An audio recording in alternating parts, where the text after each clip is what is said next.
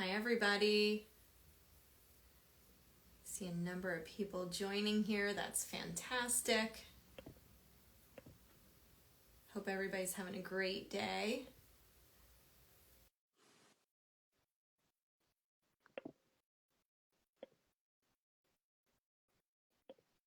We're going to get our guest on here. All right. We are looking good. Hey, how are you? Great. How are you doing, Thomas? Doing well, doing well. How is it my sound coming in clear? You are clear. Am I? Yes, clear still. Clear. Awesome. I already have hearts flying here, and we have people that are excited for us to go live today. So Awesome. it's going to be great. Fantastic. Love it, love it. All right. So let's go ahead and jump right in here. Hello, everybody. Thanks so much for joining us today and for tuning in on our latest episode of Ask the Insider. I'm your host, Rebecca Rosenberger, and really excited to have a guest with me today as we focus on Elijah's Law and food allergy advocacy. My background is that I am a practicing physician assistant, mainly in the field of allergy and immunology. And I really have patients at the center of my focus. So I'm very excited to have someone that shares that passion with me today, Thomas Silvera. And we're going to really talk to you about doing your part to raise allergy awareness and spread that, and what you can do from an advocacy perspective. So as I mentioned, Thomas Silvera is our guest today. Hi, Thomas. Hey, everyone. Welcome. And would you mind giving everybody a bit of your background? And Yeah, no, absolutely. Everyone, many of you probably know me already, but my name is Thomas Silvera. I am the co-founder and president of the Elijah-Alavi Foundation. We founded this foundation in 2018, a few months after the passing of my son on November 3rd, 2017. And from that point on, my family and I and my team, we haven't stopped in creating lasting and impactful change to affect legislations in terms of advocacy efforts and just bringing awareness on food allergy and asthma. excellent. So the Elijah-Alavi Foundation has been around for how many years again? Well, it seems a lot longer, but 4 years. If you to date, it's been about 4 years since we've been doing everything from the ground running. Excellent. So can you talk a little bit around, we heard why you started the foundation, but really what some of the progress is that you have made and the impact that has happened? Oh, definitely. So through everything, even, I'm always talking about the grief that is affected with the change. And through it all, as many of you know, I can just have easily have given up. But we didn't. We decided to just keep pushing forward.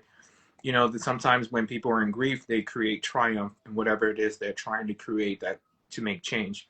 So through the efforts of our passion and with the foundation, we looked at specific legislation that mainly focusing in childcare centers and daycare centers throughout New York State, and we saw that there was something that wasn't even there. There was an anaphylaxis policy, but it only aided in protection through K through 12. So what we did, we worked with our local officials, Senator Brian Benjamin, who's now Lieutenant Governor of New York City, Assemblyman Al Taylor, and we just sat down and we created this piece of legislation to implement into childcare facilities. And with that being said, it was very daunting as well. There were a lot of oppositions along the way and obstacles, and that's one of the feats that we were able to accomplish. But also, just creating this national movement on advocacy efforts with families and communities and businesses just to create something that hasn't been done before. Like Elijah's Law is the very first of its kind in New York State and also in the nation. So, we as a community, we're trying to push this even further to see how these efforts can actually start taking change in every other state. And, we've working hand in hand with local officials and businesses and advocacies and you name it. We're just trying to make a difference in this world and to be impactful. Sure. I think it's quite common that a lot of us would think that there are already laws that would protect kids in child care centers. And certainly we know that there are a lot of regulations in those K through 12 schools. Correct. But I really learned from you that the first step is figuring out what actually is in effect in your state. What does it look like? And then helping raise awareness just about that. And then we talk about how do we elevate and empower others to take the next step in creating new laws in a state that may not exist. And you've really done that extremely successfully in New York, but also in some other places, correct? Yes, we've also passed a legislation in Illinois, which amended their current anaphylactic policy, which extends out to childcare centers through K through 12 as well. It does what New York has done, but similar there. So now they're in the process of working with the Department of Public Health and also the Department of Children and Family Services to create something to put into place for the childcare centers and other schools to implement the training and emergency action plans and policies and procedures. When we talk about, looking to other states and their legislations and their guidelines, what people don't understand, like this law is actually the very first to be done. So when we're reaching out to other states and other officials, they're always coming back and like, oh, we have this. But when you look at their state policies and guidelines, they're mostly just whatever was implemented by CDC and so forth, but nothing that actually makes it really dead, like an ironclad, as we're doing here in New York State. So it's something that we're doing. We have a bill currently right now in Pennsylvania looking to do the same thing. And, we have talks in California, Virginia, Arkansas, Florida, you name it. We're trying to take this on a national level, but state by state is where we're going. And once we meet that national, what we're striving for, it would be tremendous, not just for us, but for so many children and families who have children in childcare centers affected by food allergies. Sure. I'm sure there's a number of parents that really think when they send their child to any type of care center or school that all of this has already been talked about and handled, and there's regulations, and that's not always the case. And it really does come down to advocates advocating for not only their children, but others as well. So I think one of the most important things that I've really found is you don't have to be the one directly affected. You don't have to be the one with food allergies or have the child with food allergies to be the advocate. Really raising that army of advocates, I think is something that you echoed very well in this. And am I right that that's the goal, is to raise those advocates in each and every one of our states?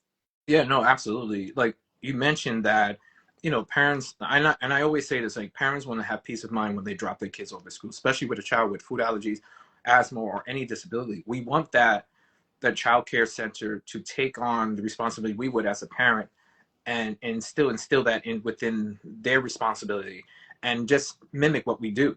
As a food allergy parent, we go above and beyond to keep our child safe. And the miscommunication is there.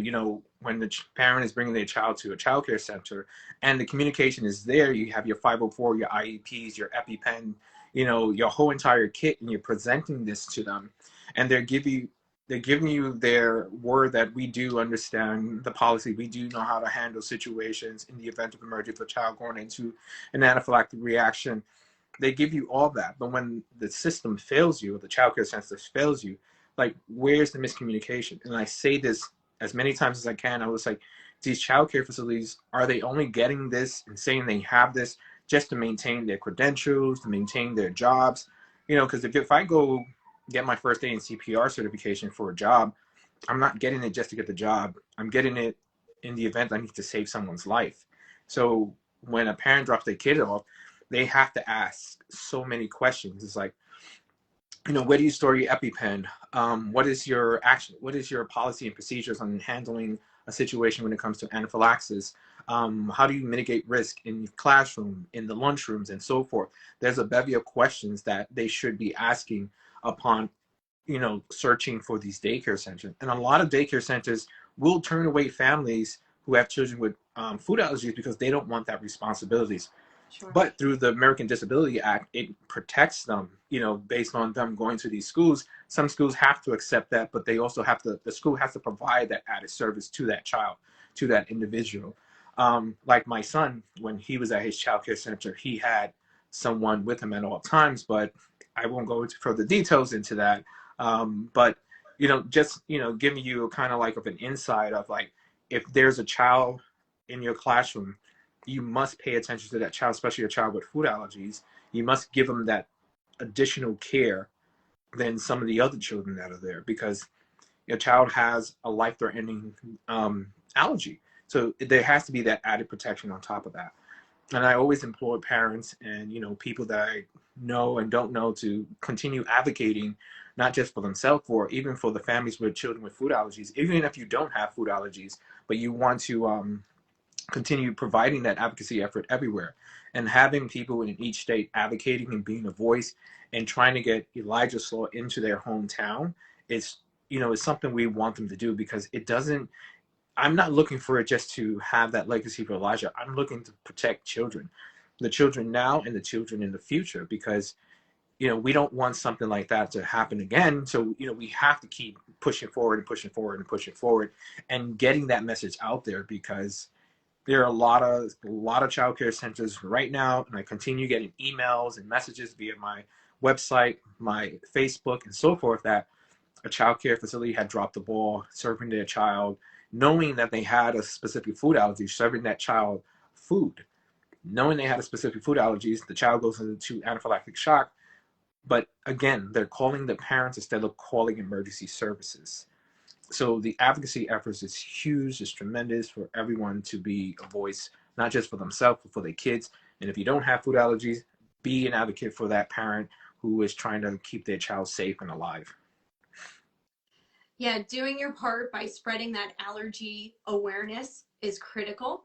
And it's not just about what a given institution has as their written policy, Correct. right? Even if a law is in effect, but it is really about walking the walk, right? Not just talk the talk.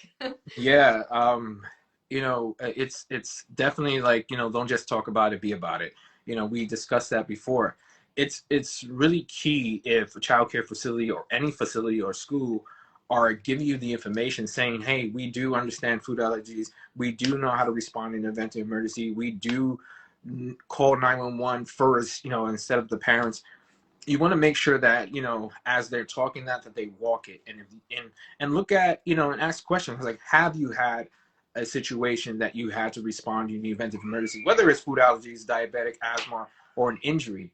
Those are the things that you'll have to ask that school. Like, you want to make sure that they understand the policies and procedures and the rules and regulations and whatever legislation is put in place for that state to protect children. And like I said, don't just talk about it, be about it. And that is key in anything that you do. As a foundation, we're not going to just say, hey, this is what we're doing. We got to show the impact that is created, not through social media. Social media it's great. We show the work that we've done, but you got to also show the work behind the post through your social media. Because you can post all day about food allergies and and how to use an EpiPen and read food labels, but what are you doing behind the scenes in terms of your advocacy effort? Are you going into those specific communities, not just the community that you're living in, but you need to branch out of that and reach communities that are in the underserved communities, in communities that definitely need it. You know, in our foundation, that is one of the key points that we focus on, is making sure we reach those communities that don't have that added resource and provide it to them. You know, it's a lot, you know, but it's going to take time to do it. But if we can be impactful with one, you know, that one becomes two, and that two becomes three, and so forth. So Yeah. yeah, it's, you gotta, yeah, talk Great it, ripple walk it. effect there. Yeah, talk Sure. it and walk it. So you talked about or mentioned what your team does behind the scenes. Can you talk a little bit more about what's happening behind the scenes and what you're working on to help others be able to spread this awareness? So yeah, no, absolutely. Like, there's one thing we're working on with an organization, AAFA. You know, it's a, basically we're creating a blueprint on how to be an advocate in your state. And with that, it just basically breaks down everything that you need to know on how to move this piece of legislation in your hometown. You know, we're a very small foundation, but we're very impactful with the team that we have. You know, we work tirelessly. That's just one effort. Where in 2022 we have a few partnerships that are in place. We can't mention anything about that yet, but it's something to look forward to. We're actually looking in a new direction. How can we pivot outside the normal community that we're all, you know, it's very saturated, and there's nothing wrong with that. Continue sharing the message, but you know, a lot of people said, let's not reinvent the wheel. I want to reinvent it. I want to reinvent the wheel and figure out a new direction. How can we take our foundation outside of what we are familiar with? So that's something that people will start to look forward to with us in 2022. We want to be, you know, it's like, you know, we all speak the same language, but we're trying to, you know, we all speak different languages in what we do, but we're trying to convey the same message, and that is raising awareness on food allergies and asthma, and you know, and we're all trying to find that hope for a cure. You know, we know there's no known cure, but there's that, you know, with new medical advances and so forth. Sure. You know, we're looking into, with our organization, doing research into statistical analysis in certain communities. We're working closely with the university on that. We'll have that data provided in the new year, and you know, we have other pieces of things. I was going to mention something, but I want to wait till it's done, you know, before I actually mention it. Sure. But again, there's a lot of things that we're doing for 2022. You know, we're coming down to the end. Yeah, and our goal is to at least have about 8 other states for 2022 for Elijah's Law. That's excellent. So I think most people would say, I hear you. I recognize this. I want to be an advocate for Elijah's Law. How do I get started with it? So you mentioned AFA, the Asthma and Allergy Foundation of America, and that you've teamed up with them in creating a toolkit, which I think is fantastic, because most of us would not have any idea as to how to start down this path of legislation. Mm-hmm. I still remember the video of how a bill becomes a law, as I'm probably dating myself, but as many of us may have seen. And so having a toolkit to make it simple. I want to take action. How do I go about doing that? So can you talk a little bit more about that partnership and the toolkit, and really what that may look like? AFA has been such an amazing partner with us in terms of our advocacy efforts and helping with legislations, and you know, in terms of the community action, and you know, call to actions for the different legislations like New York State, Illinois, and soon Pennsylvania, and then so forth. You know, we're going to be working with them closely. And why not work with them with what they've created, you know, such amazing toolkits in the past, you know, and this is something, you know, that was brought to my attention, and I was 100%, you know, ready to go with it. You know, it was a process and it took time, you know, and we're finally looking to see that in fruition within the new year, that it just makes it a lot simpler for people, you know, for anyone who's interested in enacting Elijah's Law in their hometown and talking to their local officials to bring this type of legislation. And once we get that, you know, you know, we're going to let everyone know that, hey, this is this. And it makes it easier for us to provide it to the legislators when they're assuming that this legislation exists. And when it actually don't. Like, if you look at the anaphylactic policy now, I want everyone to go out there and read it and see it, and look at your state's guidelines and policies for your child care centers, do the work. In our toolkit, you will see all that implemented in there. And this is a great partnership that we've had with them. Yeah, I couldn't ask for a better partnership. With them, kind of like keep moving forward with us when it comes to the advocacy and legislation aspects. So once the toolkit is out, where will we be able to find it? Oh, I failed to mention that, but when I do get a date and everything, I will. You'll probably just see it pop up, in a sense.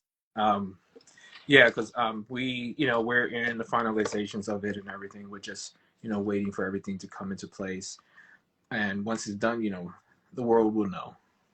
Absolutely. So anytime we are moving towards a new law and this advocacy,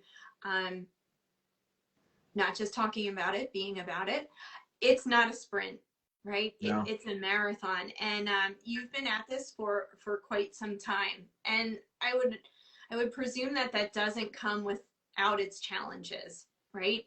So can you talk a little bit about some of the hurdles and challenges you faced and how you've overcome them? Wow.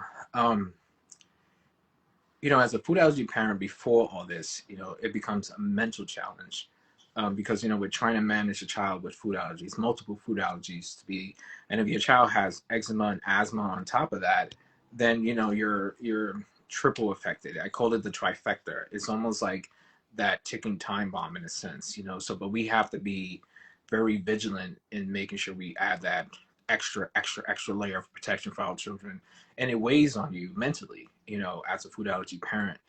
And in terms of like, make sure we have EpiPen, make sure we have the right food, make sure we have right that, and also the child is affected through that as mentally as well. But when we fast forward, for me, like, I was in that mentally challenged place with my two kids with multiple food allergies. Then after the passing of my son, that heaviness became even 10 times even heavier.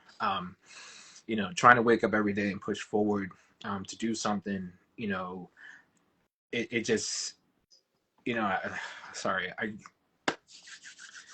um, it just gets very heavy, and mentally it can take a toll. I mean, it takes a toll on not just me, but those who know my son and are affected by it. Like, grief doesn't just happen to just the family, it happens to the friends as well. And, extended family members and so forth. Even communities that don't know me personally are affected by it. Sure. So the challenges that come with it is like, what do I do next? Do I want to keep pushing? Do I want to keep moving forward?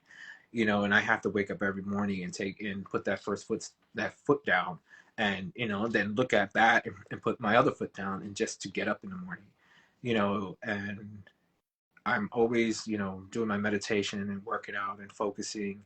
And, I talk to a therapist to keep me, active mentally. I think one thing we forget is the mental health. We can be healthy with our bodies and our food, but the mind is also key. And that's one of the challenges, especially when it comes to the advocacy and reaching out to legislators, and them just not really looking into it as something they want to do. It can be, discouraging, and then I'm always questioning, like, why do I keep doing this? But I'm like, yes, I know why I keep doing this, because we need to put something in place to protect children, because my son, he didn't die in vain. So we have to keep pushing forward and being strong mentally, physically, spiritually.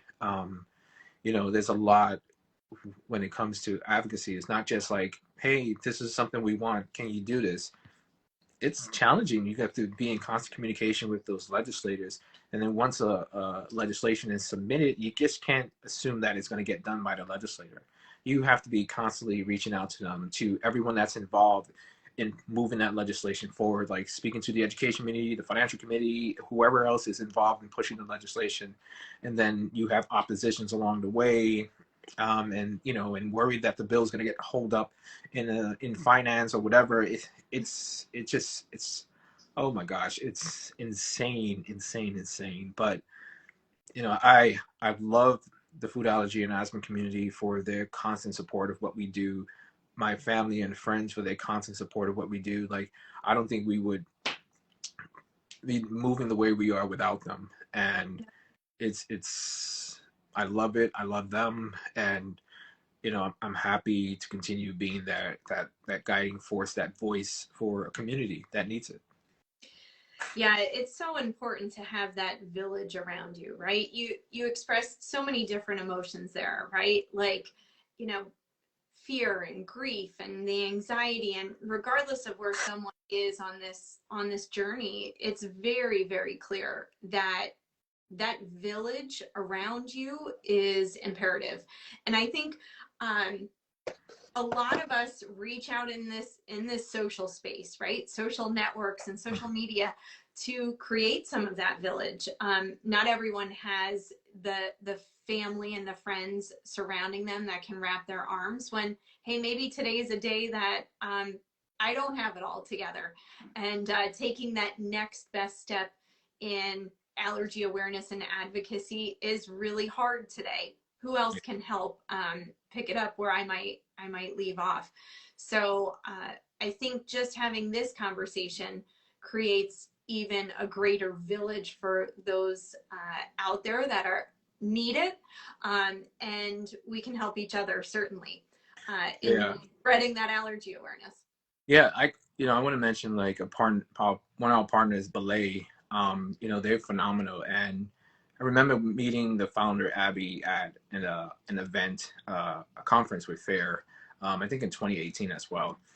And we got talking, and I think that was the first time, other than Fair, that someone in the food allergy community had like embraced us, and we've solidified an amazing partnership with them, and growing our food allergy and accredited food allergy training.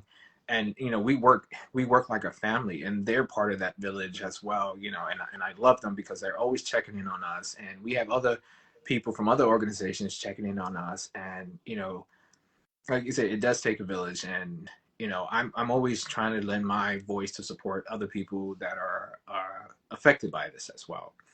But I love when people embrace, even though when we can't see ourselves moving forward, but we have them be like, no, no, no, you're doing an amazing job, keep pushing, you're doing well. If you need to stop, take a break, we can handle it from there. And I love that people can step in and do that for you.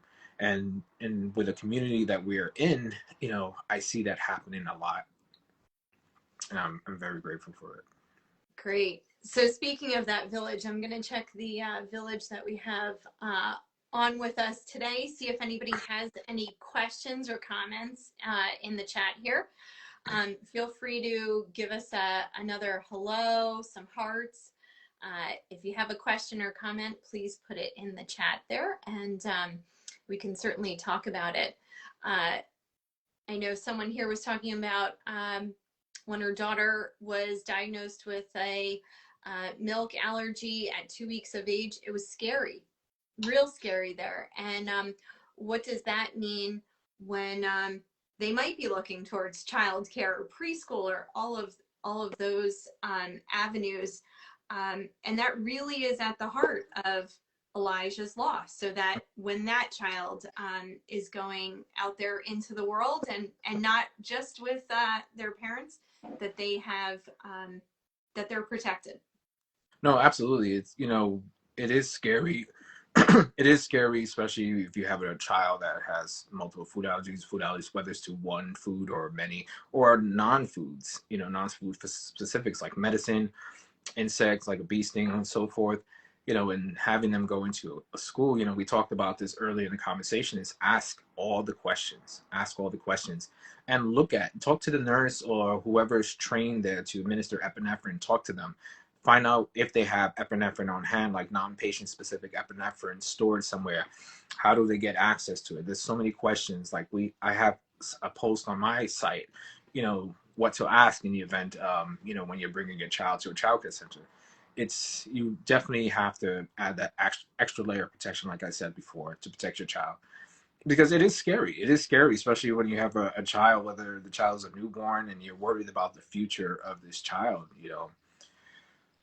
It's scary. It's scary even with my 9-year-old. My 9-year-old Sebastian. He's not only does he have multiple food allergies, but he's also autistic. So we have to make sure that we double down on his protection. But he's currently homeschooled, but he will be transitioning into a regular school eventually. But we have to stay focused and grounded and making sure that whatever school we put him in, the school understands who we are and what we're about, and we want to understand, like, are they protected? Like, Sebastian's mom was like, you want your presence to be known even when you're not there. So that's what, because Great tip. yeah, they want, they'll see a kid and be like, no, no, no, go protect that kid. So Yeah. that's key. It's almost like seeing the bubbles of the parents and the village around that child every time. Absolutely, absolutely. That's great. That's a great tip. What are some other tips for this food allergy community to really be that one cohesive voice, right? I think we certainly see right now where having different voices can really make messages confusing. How do we pull together and really have that one cohesive voice? Yeah, like different messages, one cohesive voice would just, like, we want everyone to stand on that one soapbox. It's a very small soapbox, but if that voice is powerful, it can hold so many. And, it's just continue raising the awareness on food allergies, in your schools, in your communities, in your neighborhood, on your social media, and so forth. But we all want to convey that same message on raising the awareness and how to advocate, without, you know, I remember a legislator said to me, it's like, when you're advocating for something, for a bill or legislation, you have to be patient. And more importantly, you have to be kind. And because, we as people, we're angry about how laws are put into place and there's nothing there to protect our child in a school or a restaurant or a business or wherever it may be. But we can't get things done if we're arguing and fighting, and that doesn't create any traction, to create the change. Look into your legislation policies and stuff and make that change there and work with that legislator and move patiently, diligently, kind, and still be vigilant to advocate. It's just like, just moving forward, continue raising that awareness on food allergies, but make sure your message is clear and concise, that when you tell that story, that they will stop and listen to you. Yeah. Somebody put in the chat here, normalize talking about it. Be patient with people who are learning for the first time. And Yeah. I think that's so important, right? Patience, and keep up the conversation with that clear message, and be kind about it. It's difficult when it is your world every minute of every day, where someone else doesn't have that same here and now. And so being patient and kind goes a long way. I think No, that's it absolutely does. Like, when we do our training with Belay and we're doing, whether it's online or in person, the people that are training with us have no idea what to do. So it's like being patient with them, having them to understand it, being kind, and not being aggressive with them. Because I said, we want to make sure that they're patient so they can understand, and we can continually encouraging them to, keep whoever safe, with what we're doing. But being patient, being kind, and, especially of those who don't know, help them understand it. absolutely. Well, we're just about at our time today, and we could go on and on for hours. I'm sure it's been a fantastic conversation. I really appreciate having you on here, Thomas. I know that the overall goal is really to have a national Elijah's Law, right? Yes. And while you're running with that in parallel, state by state, getting all 50 states to enact Elijah's Law is the ultimate goal. And being able to give the village that we have here a toolkit to spread that allergy awareness and do their part is really going to be the next step. Any closing thoughts or things that we haven't talked about that you want to make sure to mention? Wow. I guess I wish we had more time, but just continue raising awareness on food allergies. That's very important, and reach a community that's unfamiliar with food allergies. Go to those communities, go to those local restaurants and so forth, and talk about it. And raise the awareness and the concerns, that especially with specific establishments that either work with children or have a service of food and so forth. Do events as well. More importantly, when you do your research on food allergies, go to factual sites. You want to go to get resources. You have Allergy Insider, you have the Elijah-Alavi Foundation, you have so many other organizations that can actually give you factual information. Always carry 2 auto injectors with you. Read labels, and just continue being vigilant and advocating, and be a voice for yourself, for your children, and for others. So I think one of the best things I've seen in the chat here is let's extend it to Puerto Rico as well. Yes. So add that on your list. I have connections in Puerto Rico. I should reach out to them. Absolutely. So again, we encourage you all to do your part to spread allergy awareness, not only in your food allergy community, but outside of it. For more information about Elijah's Law and the Elijah-Alavi Foundation, you can follow along on @Allergy Insider and @Elijah's Echo. And you can learn more about those initiatives. I'm sure we will be posting about the toolkit coming soon. And I thank you so much, Thomas. It really was a fantastic conversation today.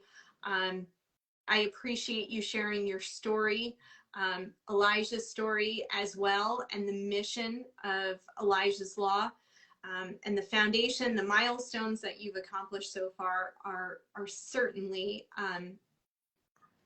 amazing, and I know there's going to be more work that you have to do, and all of the advocates that we have here are not only going to talk about it, they're going to be about it. Absolutely. So we're going to post a link here for more information as well. I hope all of you have a very happy, safe holiday season, and stay tuned for our next Ask the Insider episode that will be coming shortly. Appreciate all the hearts and the waves today. Thanks for all your questions and feedbacks. I hope everybody has a great day. Happy holidays. Be safe as well. Thanks, Bye-bye. Thomas. You're welcome.